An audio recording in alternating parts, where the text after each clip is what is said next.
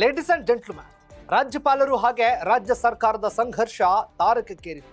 ವಿಧಾನಮಂಡಲ ಅಧಿವೇಶನದಲ್ಲಿ ಸರ್ಕಾರದ ಭಾಷಣ ಓದೋದಕ್ಕೆ ನಿರಾಕರಿಸಿದ್ದ ರಾಜ್ಯಪಾಲರು ಸಿಎಂ ಸಿದ್ದರಾಮಯ್ಯ ಅವರ ಸರ್ಕಾರಕ್ಕೆ ಬಹುಪರಾಕ್ ಹೇಳಿದ್ದಾರೆ. ಅರೇ, ಇದು ಹೇಗೆ ಸಾಧ್ಯ ಅಂತೀರಾ? ಎಸ್ ವೀಕ್ಷಕರೇ, ನೆಲ ಜಲ ಭಾಷೆಗಾಗಿ ಪ್ರಾಮಾಣಿಕ ಪತ್ರಿಕೋದ್ಯಮ. ನೀವು ನೋಡ್ತಾ ಇದ್ದೀರಾ ಫೋಕಸ್ ಟಿವಿ. ನಾನು ಶಿವು ರಾನರಾಪುರ.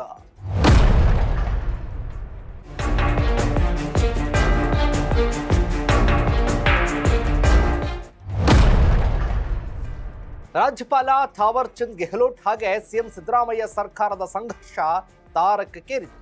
ಅಧಿವೇಶನದಲ್ಲಿ ಸಿಎಂ ಸಿದ್ದರಾಮಯ್ಯ ಅವರ ಸರ್ಕಾರ ಕೊಟ್ಟಿದ್ದ ಭಾಷಣ ಓದೋದಕ್ಕೆ ರಾಜ್ಯಪಾಲರು ಸ್ಪಷ್ಟವಾಗಿ ನಿರಾಕರಿಸಿದರು. ಸುಮಾರು 11 ಪ್ಯಾರಾಗಳಲ್ಲಿದ್ದಂಥ ಸಿದ್ದು ಸರ್ಕಾರದ ಭಾಷಣದಲ್ಲಿ ಕೇಂದ್ರದ ಮೋದಿ ಸರ್ಕಾರದ ವಿರುದ್ಧವೇ ಉಲ್ಲೇಖ ಮಾಡಲಾಗಿದೆ ಅಂತ ಅವರು ಕಾರಣ ಕೊಟ್ಟಿದ್ದು. ಇದು ಭಾರಿ ಚರ್ಚೆಗೀಡಾಗಿತ್ತು.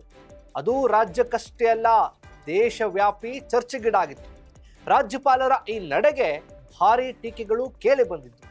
ಬಿಜೆಪಿ ನಾಯಕರ ಹೊರತಾಗಿ ಪಕ್ಷಾತೀತವಾಗಿ ಟೀಕಾಸ್ತ್ರಗಳನ್ನ ಪ್ರಯೋಗ ಮಾಡಲಾಗಿತ್ತು.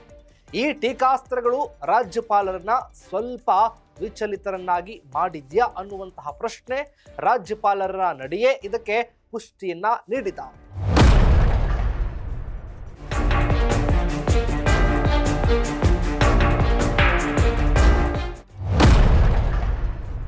ಸಿದ್ದರಾಮಯ್ಯ ಸರ್ಕಾರ ಅಂತ ಅಂದ್ರೆ ನಿಗಿ ಕೆಂಡ ಕಾರ್ತಾ ಇದ್ದ ರಾಜ್ಯಪಾಲರು ಈಗ ಸ್ವಲ್ಪ ಮೆತ್ತಗಾದಂತೆ ಕಾಣ್ತಾ ಇದ್ದಾರೆ.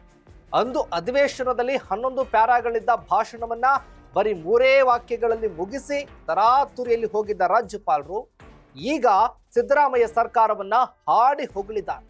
ಸಿಎಂ ಸಿದ್ದರಾಮಯ್ಯ ಅವರ ಸರ್ಕಾರದ ಸಾಧನೆಗಳನ್ನ ಪ್ರಶಂಸಿಸಿದ್ದಾರೆ.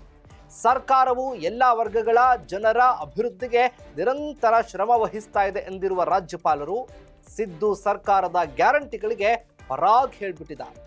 ಗ್ಯಾರಂಟಿಗಳಿಂದಾಗಿ ಜನರ ಶಕ್ತಿ ಸಾಮರ್ಥ್ಯ ಹೆಚ್ಚಾಗಿದೆ, ಕುಟುಂಬಗಳು ಆರ್ಥಿಕವಾಗಿ ಸಬಲಗೊಂಡಿವೆ, ಮಹಿಳೆಯರಲ್ಲಿ ಹೊಸ ಉತ್ಸಾಹ ಬಂದಿದೆ.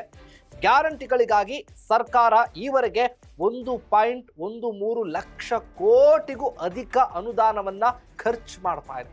ಇದಲ್ಲದೆ ಮಹಿಳೆಯರ ಸುರಕ್ಷತೆ ವಿಷಯದಲ್ಲಿ ಬೆಂಗಳೂರು ದೇಶದಲ್ಲೇ ನಂಬರ್ 1 ಆಗಿದೆ. ಈ ವಿಚಾರ ರಾಜ್ಯದ ಹೆಮ್ಮೆಯ ಸಂಗತಿ ಅಂತ ರಾಜ್ಯಪಾಲರು ಪ್ರಶಂಸಿಸಿದ್ದಾರೆ. ಒಟ್ಟಾರೆ ಅಧಿವೇಶನದಲ್ಲಿ ಭಾಷಣ ಓದುವುದಕ್ಕೆ ನಿರಾಕರಿಸಿದ ರಾಜ್ಯದ ಜನರ ಕಂಗೆಣ್ಣಿಗೆ ಗುರಿಯಾಗಿದ್ದ ರಾಜ್ಯಪಾಲರು ಕೊನೆಗೂ ಸಿದ್ದರಾಮಯ್ಯ ಅವರ ಸರ್ಕಾರಕ್ಕೆ, ಅದರಲ್ಲೂ ಕೂಡ ಗ್ಯಾರಂಟಿಗಳಿಗೆ ಫುಲ್ ಮಾರ್ಕ್ಸ್ ಅನ್ನ ಕೊಟ್ಟಿದ್ದಾರೆ. ಇದು ಚರ್ಚೆಗೆ ಗ್ರಾಸವಾಗುತ್ತೆ.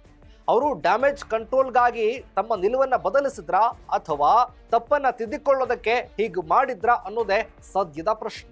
ಇದಾಗಿತ್ತು ಫೋಕಸ್ನ ಸ್ಪೆಷಲ್ ರಿಪೋರ್ಟ್. ನೆಲ ಜಲ ಭಾಷೆಗಾಗಿ ನೋಡ್ತಾ ಇರಿ ಫೋಕಸ್ ಟಿವಿ.